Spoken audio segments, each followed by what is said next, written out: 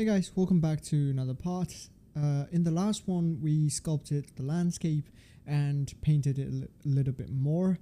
And in this one, we're going to place down some cinematic cameras. And in Unreal Engine, it's called Cine camera. Now we're going to place down the first camera, and I'll explain to you some of the camera settings that you should know.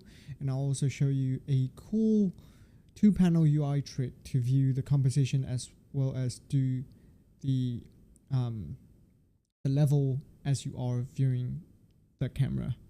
So let's get into Unreal Engine. This is where we left off. I know it doesn't look too good yet, but we haven't done much of anything yet. So first of all, let's talk about our cinematic camera. So go into Place Actors and search for camera, and now you'll see all sorts of camera over here, but what we need is a Cine camera, which is a cinematic camera. So let's place down our camera now,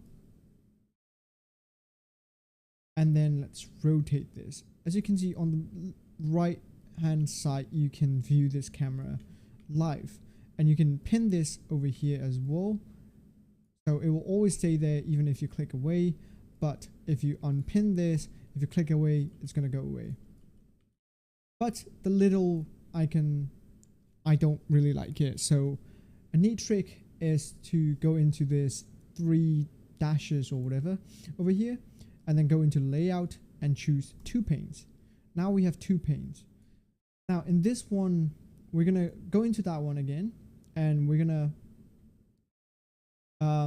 now we go into top, and then we choose the place camera over here, and we'll see this. But now it doesn't look good because even if we move the camera, it doesn't move with the panel. So what we have to do is we're gonna have to turn on real time, and then in lit, we're gonna choose lit again.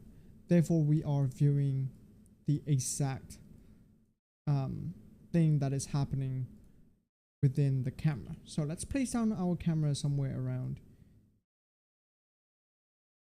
here like that. Say if the church was there, we're gonna view it like so. The ground bump around here might be a little too much, so we can smooth this out later on. But right now, what we're gonna do is talk about some of the camera settings. So we have a few camera settings over here. Let me move this character or the mannequin to around here so we can visualize things nicer. One thing that you have to look is the film back. It is where it's going to show you what sensor width and height we are using. Here we can change different types of camera. So for instance, if I go to 16:9 DSLR, it's going to look a little bit different. Or we can go into 16mm as well. Everything's going to look a little bit different. But for this one, we're going to use a 16:9 DSLR.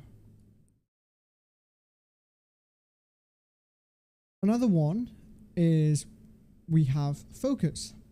Now, focus is where it is adjusting the depth of field. So if you click on this draw debug focus plane, you'll see a plane appearing over at your camera. And right now we have set our focus method to manual, so we can change this distance and view where it is focusing on. So wherever this plane is, it will focus on that. So if you disable it, now you can see the camera is being focused on this mannequin over here, but not the background. This is what we're going to use to control a lot of the depth of field, because manual tracking is a lot better than actual tracking, actual asset tracking over here. So we're going to be using manual, and we're going to keyframe it later on as well. Another thing you have to know is focal length. So the lesser you go with focal length, it's going to be a much wider shot. And the closer, the higher the number you go, it's going to be a much more narrow shot. So a good rule of thumb is if you're doing some close-ups to characters, it's always good for you to do higher focal length, and something like 85 millimeters will do such a great job when you focus on the character, because it looks really cinematic. But if you're doing some landscape shots, the wider the better, because you can see a lot of the stuff at the same time. So we're gonna leave it at 35 for now. We're gonna change it later if we want to. And aperture is also something. So right now we have this amount of blurriness, but if we reduce the aperture to about 1.2, now it's gonna get blurrier, and it's also gonna get a little bit brighter. Now if we change this to about 8, it's gonna get a little bit sharper. The depth of field is gonna be shallower. But for now, let's just leave it at 1.8, and we're gonna change it a little bit later. Now with all these settings, you have to make sure that you learn the basics of cameras in real life. For instance, what focal lengths they have in real life, what aperture values they have, which is also known as f-stop. So by knowing this, you can recreate the realistic cameras within Unreal Engine. So for this one, let's set our camera settings to something quite nice so we can see the church and the environments nicely. So we're going to place it down a little bit like so, and for manual focus, we're going to leave it as this for now because we don't have anything to focus on yet. And one thing that you should do for cinematic purposes is in crop settings, change it to 2.39, and it will give you the cinematic aspect ratio just like that. And that looks pretty great.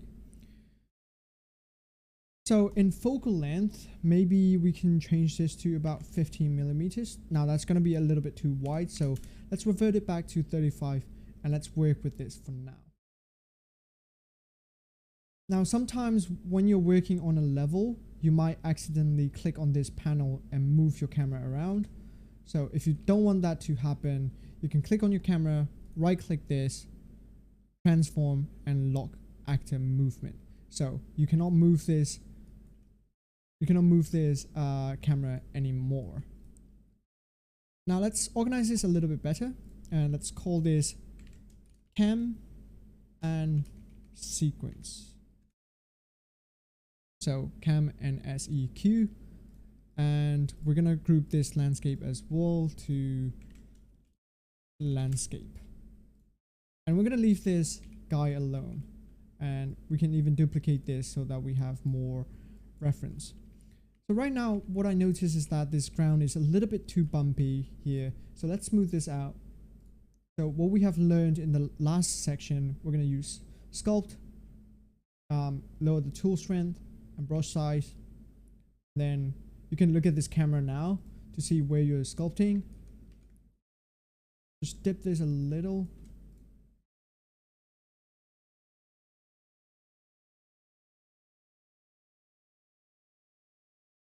And then let's smooth this out over here like that. And also let's dip this down just a touch like that.